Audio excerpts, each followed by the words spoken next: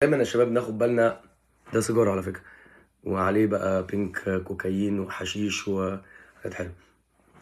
لازم ناخد بالنا من ان الثقه بالنفس ما بتجيش بانك بتقول لنفسك انا واثق من نفسك. الثقه بالنفس تيجي من التجربه.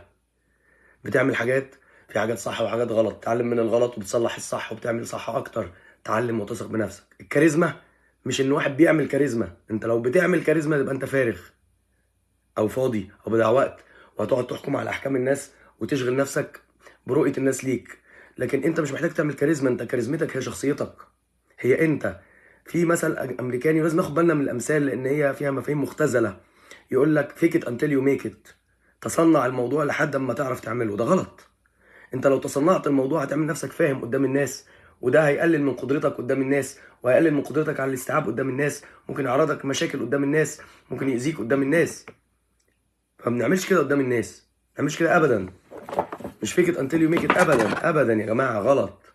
بالله عليكم، مش فيك ات انتل يو ميك ات، غلط. ده غلط. عايز تبني ثقتك بنفسك؟ انا اقول لك تبنيها ازاي. ابدا اشتغل، ابدا اتعلم لغه، اتعلم برمجه، اتعلم صنعه، اتعلم دراسه، اقعد اقرا كتب السيكولوجي او علم اجتماع. علم نفسك، ثقف نفسك. ما تسيبش نفسك، ما تسيبش نفسك. شكرا جزيلا. التليفون بيرن وانا بتيجي اخد نفسي.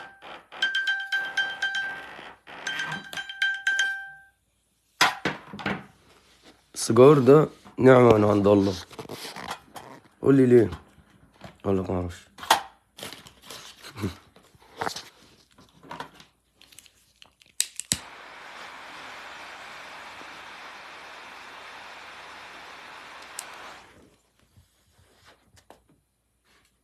لا مؤاخذة.